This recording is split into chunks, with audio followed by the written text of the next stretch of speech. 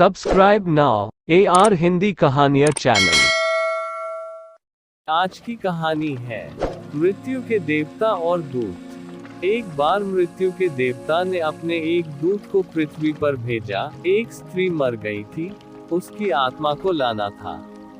आदेश पाकर देवदूत आया, लेकिन वहां जाकर वह बेहद चिंता में पड़ गया, क्योंकि 3 छोटी छोटी लड़कियां, वो भी जुड़वा, एक अभी भी उस मृत स्त्री के स्तन से लगी है, एक चीख रही है, पुकार रही है, एक रोते रोते सो गई है, उसके आंसू उसकी आंखों के पास सूख गए हैं। 3 छोटी जुड़वा बच्चियां बेसुध और स्त्री मर गई है, कोई देखने वाला नहीं है। पति पहले मर चुका था, परिवार में और कोई भी नहीं है। इन 3 छोटी बच्चियों का क्या होगा? उस देवदूत को जब ये ख्याल आ गया तो वह बेहद दुखी मन से खाली हाथ वापस लौट गया और बिना उस स्त्री की आत्मा को लिए ही अपने धाम पहुंच गया। उसने जाकर अपने प्रधान देवता से कहा कि मैं न ला सका उस स्त्री की आत्मा, मुझे क्षमा करें, लेकिन आपको वर्तमान स्थिति का पता ही नहीं है। 3 जुड़वा मासूम बच्चियां हैं, छोटी छोटी, दूध पीती। एक अभी भी मृत माँ के स्तन से लगी है, एक रोते रोते सो गई है, दूसरी अभी चीख पुकार रही है। हृदय मेरा ला न सका। क्या यह नहीं हो सकता कि इस स्त्री को कुछ दिन और जीवन दान दे दिए जाए? कम से कम ये बेसहारा लड़कियां थोड़ी बड़ी हो जाए, क्योंकि इस दुनिया में अब उन्हें कोई देखने वाला नहीं है।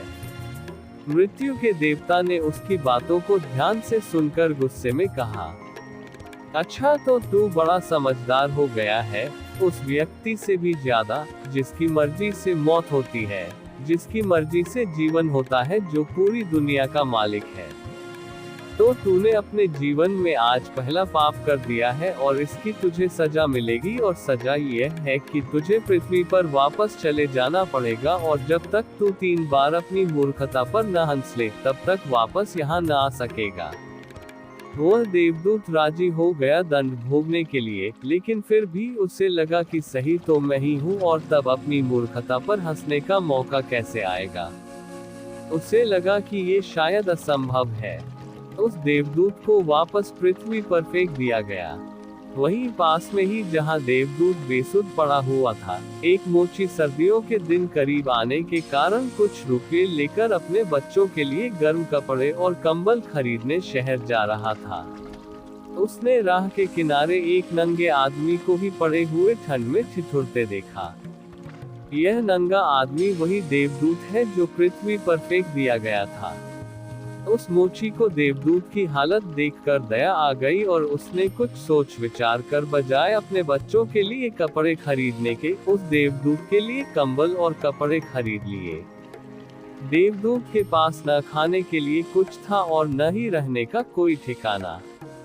उस पर तरस खाकर मोची ने कहा कि तुम मेरे साथ मेरे घर चलो, और अगर तुम्हें देखकर मेरी पत्नी नाराज भी हो जाए तो बुरा मत मानना, क्योंकि बच्चों और परिवार के कपड़े खरीदने के पैसे मैंने तुम पर खर्च कर दिए। इसे जानकर पत्नी जरूर नाराज होगी, लेकिन फिर सब कुछ दिनों में ठीक हो जाएगा। उस देवदूत को अपने साथ लेकर मोची घर लौटा, लेकिन न तो मोची को देवदूत की सच्चाई का पता था और न ही उसकी पत्नी को। जैसे ही देवदूत को लेकर मोची घर में पहुंचा, उसकी पत्नी एकदम पागल हो गई, बहुत नाराज हुई, बहुत चीखी चिल्लाई। मोची के घर के माहौल को देखकर देवदूत पहली बार हंसा। उसे हंसते देख अचरज में मोची कहा, हंसते क्यों हो भाई, बात क्या है? देवदूत ने गंभीरता से कहा, मैं जब 3 बार हंस लूंगा तब सब बता दूंगा, लेकिन फिलहाल मुझसे कुछ मत पूछो। दरअसल देवदूत पहली बार इसलिए हंसा क्योंकि उसने देखा कि इस मोची की पत्नी को पता ही नहीं है कि मोची एक देवदूत को अपने घर लाया है, जिसके आते ही घर में हजारों खुशियां अपने आप आ जाएंगी और उनके सारे गम दूर हो जाएंगे। लेकिन आदमी देख ही कितनी दूर तक सकता है। पत्नी तो इतना ही देख पा रही है कि उसने एक कंबल और बच्चों के कपड़े नहीं खरीदे। जो खो गया है वह देख पा रही है, जो मिला है उसका उसे अंदाज ही नहीं है। घर में देवदूत आ गया है, जिसके आते ही हजारों खुशियों के द्वार खुल जाएंगे, इसलिए देवदूत हंसा। उसे महसूस हुई अपनी मूर्खता, क्योंकि मोची की पत्नी अपने भविष्य को नहीं देख पा रही है जो उसके साथ होने वाला है। बहुत जल्दी ही, क्योंकि वह देवदूत था, कुछ दिनों में ही उसने मोची के सब काम सीख लिए और फिर उस देवदूत के बनाए जूते इतने प्रसिद्ध हो गए कि मोची कुछ महीनों के भीतर ही धनवान हो गया। साल होते होते तो उसकी ख्याति सारे प्रदेश में पहुंच गई कि उस जैसा जूते बनाने वाला कोई भी नहीं, क्योंकि वह जूते देवदूत बनाता था जो बेहद खूबसूरत हुआ करते थे। सम्राटों और राजाओं के जूते वहां बनने लगे। मोची के घर धन की बरसात होने लगी। एक दिन प्रदेश के सम्राट का एक आदमी मोची के घर आया और उसने उससे एक बेशकीमती चमड़े के टुकड़े को देते हुए कहा कि यह चमड़ा बहुत कीमती है, आसानी से कहीं मिलता नहीं, सम्राट के लिए अच्छे जूते बना दो, लेकिन कोई भूल चूक नहीं करना। जूते ठीक बिल्कुल बेहतरीन बनने हैं और ध्यान रखना जूते बनाने हैं, चप्पल नहीं। क्योंकि उस दौर में संभवतः रूस में जब कोई आदमी मर जाता है तब उसे चप्पल पहनाकर मरघट तक ले जाता था।